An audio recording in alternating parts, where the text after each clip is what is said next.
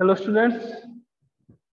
तो अपना चैप्टर चल रहा था फर्स्ट चैप्टर, यानी कि कौन सा, केमिकल रिएक्शंस एंड इक्वेशंस ना। बहुत सारी चीजें अपन ने डिस्कस कर ली थी, कैसे बैलेंस करते हैं, कितने टाइप की केमिकल रिएक्शंस होती हैं। केमिकल रिएक्शंस और केमिकल इक्वेशन दोनों अलग अलग टॉपिक है। केमिकल रिएक्शंस मींस क्या हो जाता है, जहां पर केमिकल चेंज होता हो, और केमिकल इक्वेशन क्या हो जाता है, that symbolic representation of chemical reaction. Chemical reaction को सिंबल की फॉर्म में जब लिखते हैं तो उसको अपन क्या कह देते हैं, वो केमिकल इक्वेशन है। क्लियर है अपने पास? यहाँ तक की सारी बातें क्लियर है।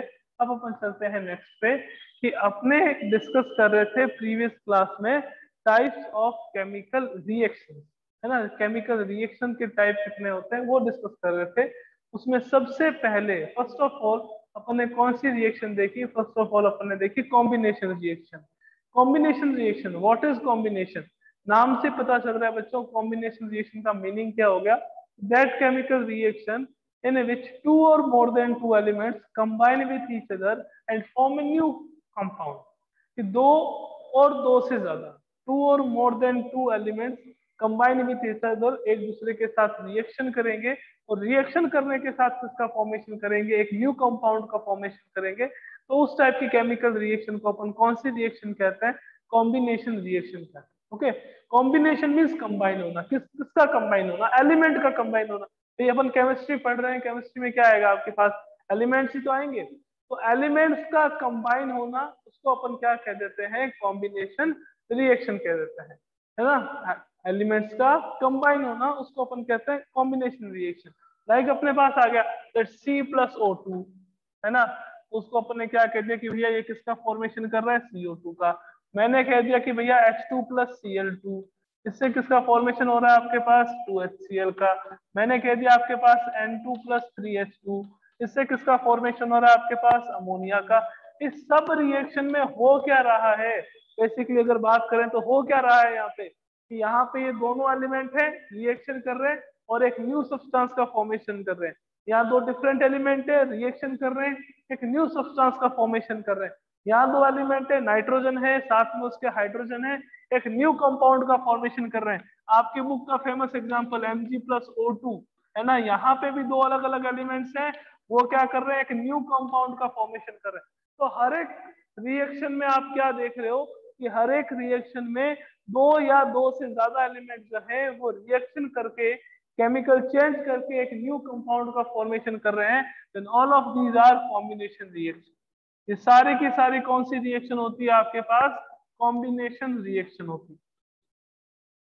These reaction are known as combination reaction because इसमें एलिमेंट जो है वो कंबाइन हो रहे हैं एक दूसरे के साथ और एक न्यू प्रोडक्ट का फॉर्मेशन कर रहे हैं। एक इंपॉर्टेंट बात मैंने और बताई थी आपको, कि दैट जितनी भी कॉम्बिनेशन रिएक्शन है वो सारी की सारी कौन सी होती है?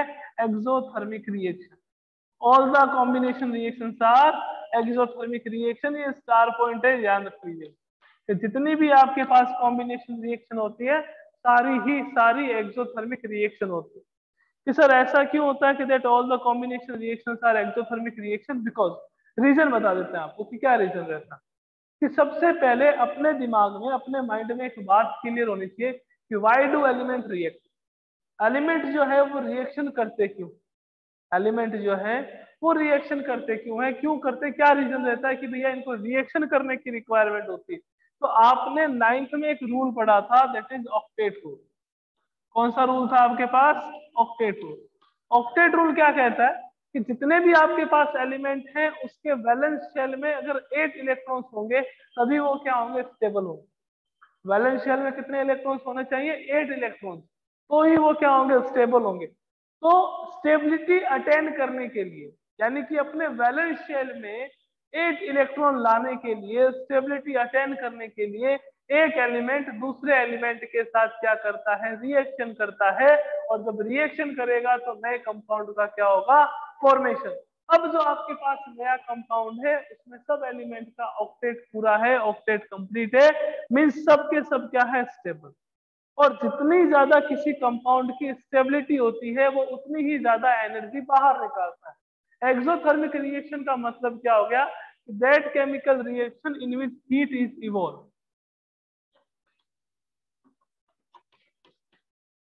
That chemical reaction in which heat is evolve, जिसमें हीट बाहर निकलती है, वो सारी केमिकल रिएक्शन कौन सी रिएक्शन होती है? एक्सोथर्मिक रिएक्शन होती है। और तो जितनी भी कॉम्बिनेशन रिएक्शन होगी वो सारी की सारी एक्सोथर्मिक रिएक्शन होगी, बिकॉज इसमें एलिमेंट्स जो हैं वो कंपाउंड की फॉर्म में कन्वर्ट हो रहे हैं, और कंपाउंड की फॉर्म में कन्वर्ट होके ज्यादा स्टेबल हो रहे हैं, मोर स्टेबल हो रहे हैं। और जितने ज्यादा स्टेबल होंगे उतनी ज्यादा, मैं कह देता हूं कि एनर्जी, या अपन कहते हैं दैट हीट इवॉल्व करेंगे, एनर्जी और हीट इवॉल्व करेंगे। और एनर्जी और हीट इवॉल्व करेंगे तो उस केमिकल रिएक्शन को अपन कौन सी रिएक्शन कह देंगे? Exothermic reaction. ओके, तो ये आपके पास first type of chemical reaction थी। दोबारा आज की क्लास में उसको अपन ने डिस्कस करा है, वो कौन सी थी? Combination reaction. कॉम्बिनेशन रिएक्शन नाम से ही स्पष्ट है, एकदम क्लियर है कि दैट कॉम्बिनेशन रिएक्शन का मीनिंग क्या हो गया कि जिसमें एलिमेंट एक दूसरे के साथ रिएक्शन करते हैं, कंबाइन होते हैं और एक नए प्रोडक्ट का फॉर्मेशन करते हैं। उस केमिकल रिएक्शन को अपन कौन सी रिएक्शन कहते हैं? Combination reaction. आइए नेक्स्ट पे चलते हैं अपन अब।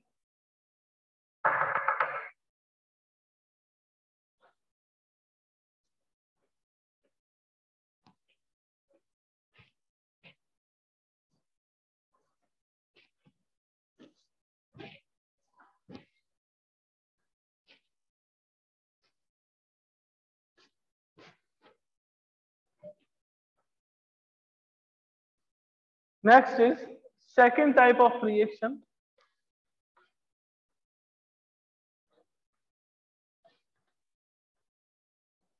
Decomposition reaction. Decomposition reaction, what is decomposition reaction? Decompose का मीनिंग क्या होता है? डिसोशिएट होना। कि कोई भी सब्सटेंस, देखो कॉम्बिनेशन में क्या हो रहा था, कॉम्बिनेशन रिएक्शन में एलिमेंट से न्यू सब्सटेंस का फॉर्मेशन हो रहा था। कि एलिमेंट से, एलिमेंट जो थे वो रिएक्शन कर रहे थे, टू और मोर देन टू एलिमेंट आपस में रिएक्शन कर रहे थे, और रिएक्शन करके किसका फॉर्मेशन कर रहे थे? एक न्यू सब्सटेंस का फॉर्मेशन कर रहे थे। तो इस रिएक्शन को आपने क्या कह दिया था कि that this reaction is known as combination reaction. अब डीकंपोजिशन रिएक्शन की बात करते हैं कि that what is the decomposition reaction. तो डीकंपोजिशन रिएक्शन में क्या होता है कि आपके पास सब्सटेंस जो है, सब्सटेंस जो है वो डीकंपोज होता है अपने constituent elements, constituent elements. Combination में क्या था कि different type of elements chemical reaction करेंगे, और अपन डिस्कस कर रहे थे डीकंपोजिशन रिएक्शन पे। कॉम्बिनेशन में क्या रहता है कि दैट एलिमेंट जो है उससे न्यू सब्सटेंस का फॉर्मेशन होता है। इस केमिकल रिएक्शन को, सर आपकी वॉइस सही नहीं आ रही। वॉइस सही नहीं आ रही है, ओके। आ रही है। देखिए स्टूडेंट, अपन डिस्कस कर रहे थे डीकंपोजिशन रिएक्शन पे।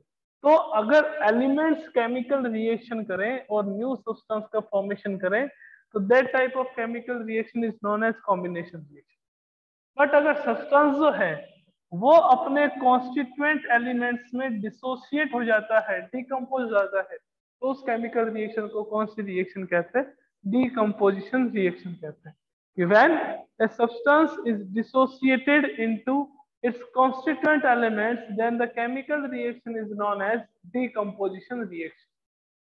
When the substance is dissociated into its constituent elements, then the reaction is known as decomposition reaction. यहाँ क्या था कि when the different type of elements combine with each other and form a new product, then the reaction is known as combination reaction. और इसमें क्या आएगा कि when the substance is dissociated into its constituent elements या constituent particles, तो उसको कौन सी reaction कहेंगे अपन? डीकंपोजिशन रिएक्शन कहेंगे। अब डीकंपोजिशन रिएक्शन को फर्दर क्लासिफाई करते हैं। फर्स्ट टाइप आता है अपने पास, that is thermal decomposition reaction. Thermal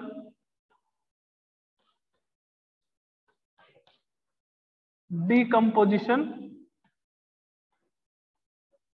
reaction. What is thermal decomposition reaction? देखो decomposition reaction का मतलब तो क्या हो गया कि सब्सटेंस जो है वो डिसोशिएट हो गया। थर्मल का मीनिंग क्या हो गया कि जब आप सब्सटेंस को हीट दोगे, जब आप सब्सटेंस को हीट दोगे तो वो अपने क्या होगा कॉन्स्टिट्यूएंट एलिमेंट्स में या कॉन्स्टिट्यूएंट कंपाउंड्स में डिसोशिएट हो जाएगा।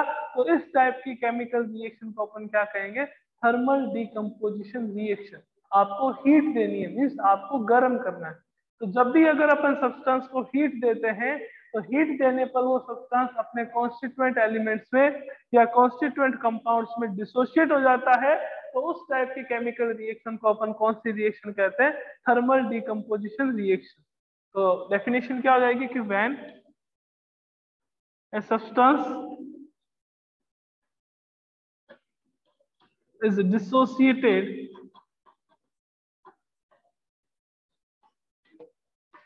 into its constituent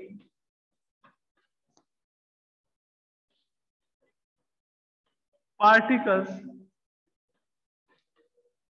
in the presence of heat, in the presence of heat, then the chemical reaction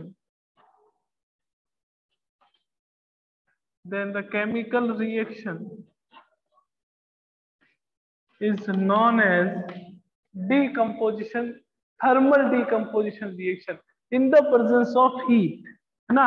ये ध्यान में रखना कि किसकी प्रेजेंस में डिकम्पोज हो रहा है, यानी कि किसकी प्रेजेंस में सब्सटेंस जो है वो डिसोशिएट हो रहा है।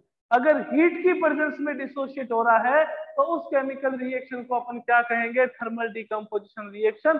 फॉर एग्जांपल देखिएगा, लाइक आपके पास आ गया कैल्शियम कार्बोनेट, कौन सी स्टेट में, सॉलिड में।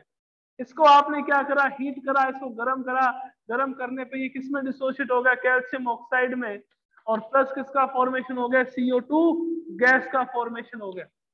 CO2 किसका फॉर्मेशन हो गया, गैस का। तो ये हीट की प्रेजेंस में अपने कॉन्स्टिट्यूएंट पार्टिकल्स में डिसोशिएट हो रहा है, then it is example of thermal decomposition. तो ये किसका एग्जांपल है, थर्मल डिकम्पोजिशन रिएक्शन। ऐसे ही एक और आपके पास है कि लेड नाइट्रेट है। लेड नाइट्रेट को अपन क्या करेंगे, अगर हीट करेंगे तो वो अपने कॉन्स्टिट्यूएंट पार्टिकल्स में डिसोशिएट हो जाएगा, और कॉन्स्टिट्यूएंट पार्टिकल्स में डिसोसिएशन जो हो रहा है वो हीट की प्रेजेंस में हो रहा है। इसके कारण से अपन उसको क्या कहते हैं, थर्मल डिकम्पोजिशन रिएक्शन कहते हैं। इसके कारण से उसको अपन क्या कहते हैं, थर्मल डिकम्पोजिशन रिएक्शन। क्लियर है? आई थिंक आपको क्लियर है कि what is thermal decomposition reaction. Next पे चलेंगे। नेक्स्ट अपने पास क्या आएगी थर्मल डिकम्पोजिशन के बाद,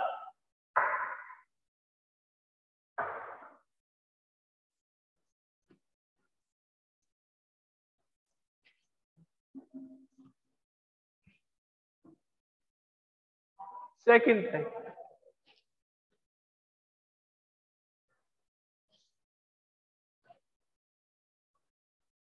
electrolytic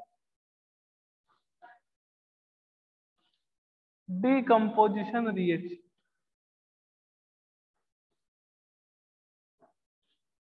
electrolytic decomposition reaction, it is also known as electrolysis।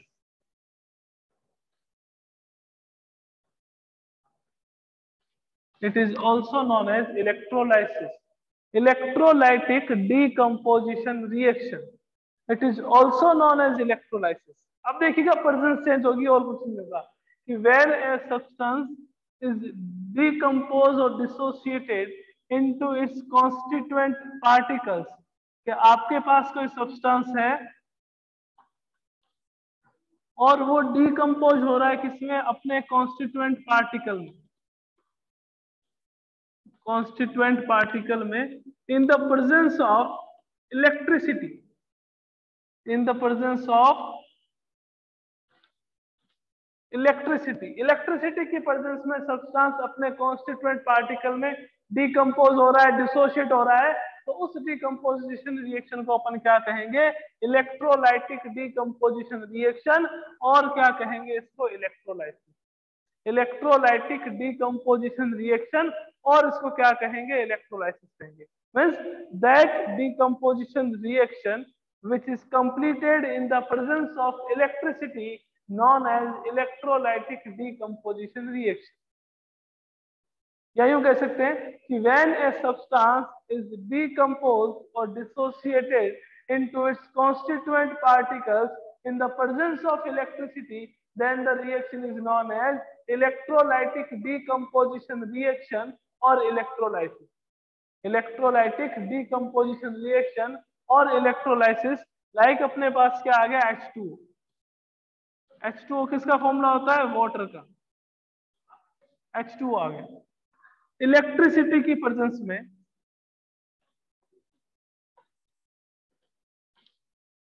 ये आपके पास कन्वर्ट हो गया 2H2 प्लस O2। तो किसकी प्रेजेंस में डिकम्पोज हुआ है, इलेक्ट्रिसिटी की प्रेजेंस में डिकम्पोज हुआ। इलेक्ट्रिसिटी की प्रेजेंस में सब्सटेंस डिसोशिएट हो रहा है, तो अगर इलेक्ट्रिसिटी की प्रेजेंस में सब्सटेंस डिसोशिएट हो रहा है या डिकम्पोज हो रहा है, तो उस केमिकल रिएक्शन को अपन क्या कहेंगे, इलेक्ट्रोलाइटिक डिकम्पोजिशन रिएक्शन और इलेक्ट्रोलाइसिस। क्लियर है, इसको अपन क्या कहेंगे, इलेक्ट्रोलाइसिस। कि सर ये बता दीजिए कि इलेक्ट्रिसिटी प्रोवाइड कैसे करवाई जाती है। तो देखिएगा कैसे करवाई जाती है, गौर से समझने की कोशिश करना, जो चीज मैं अब आपको अभी समझा रहा हूँ, है ना। बहुत शानदार वाली चीज है ये कि कैसे इलेक्ट्रिसिटी के प्रेजेंस में डिकम्पोजिशन होता है। कि देखो एक कंटेनर है,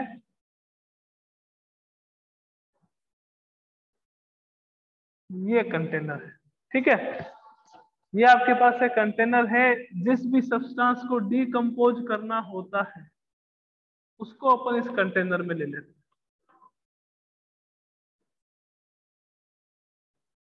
हैं। जैसे अगर वाटर को डिकम्पोज करना है तो ओनली वाटर ले लेंगे। NaCl को यानी कि अपना सोडियम क्लोराइड है उसको डिकम्पोज करना है तो उसको इस कंटेनर में ले लेंगे। ओके, तो कंटेनर में अपन उस सब्सटेंस को लेंगे जिसको डिकम्पोज करना है या डिसोशिएट करना है। अब इसमें क्या करेंगे, इस कंटेनर में या इस सॉल्यूशन में दो मेटल की रोड डिप करेंगे। क्या डिप करेंगे, दो मेटल की रोड। एक मेटल की रोड यहाँ ऐसे और ये सेकंड मेटल, और इसको एक बैटरी से क्या कर देंगे, कनेक्ट कर देंगे। इसको अपन एक बैटरी से क्या कर देंगे, कनेक्ट कर देंगे। कोई भी बैटरी में दो टर्मिनल होते हैं। इस टर्मिनल को अपन क्या कहते हैं, पॉजिटिव टर्मिनल, जो बड़ी वाली लाइन से शो कर रहा है, और जो छोटी वाली लाइन से शो कर रहा है इसको अपन कहते हैं नेगेटिव टर्मिनल। कि सर ये दोनों क्या है, इसको कंबाइनली तो अपन कहते हैं इलेक्ट्रोड्स। क्या कहते हैं इसको कंबाइनली,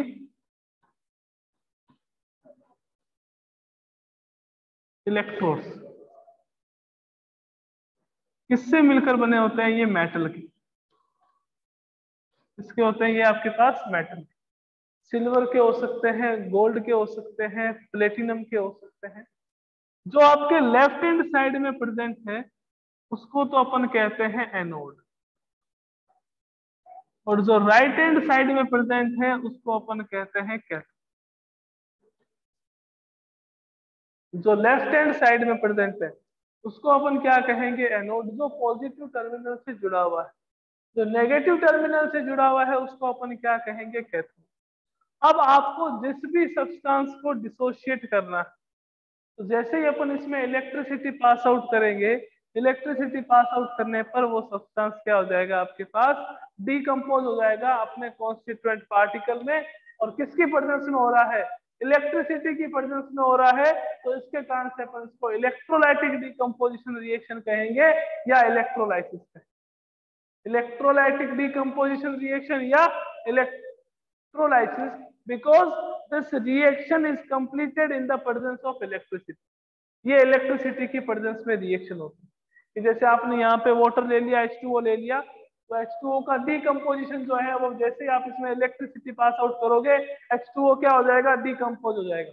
तो उस रिएक्शन को अपन कौन सी रिएक्शन कहेंगे, इलेक्ट्रोलाइसिस या electrolytic decomposition reaction.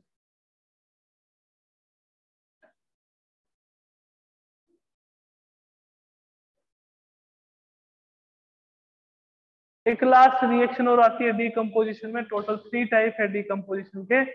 Third reaction अपने पास कौन सी आती है, थर्ड रिएक्शन आती है फोटोलाइटिक, फोटोलाइटिक